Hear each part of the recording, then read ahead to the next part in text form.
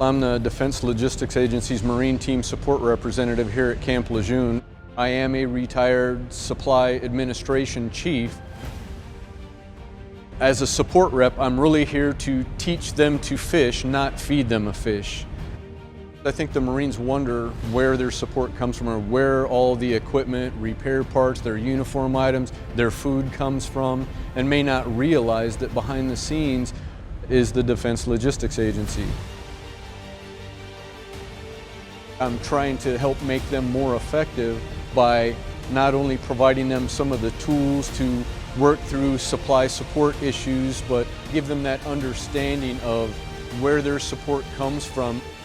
The best part of my job is I still get to interact with young Marines, and I like to think they keep me young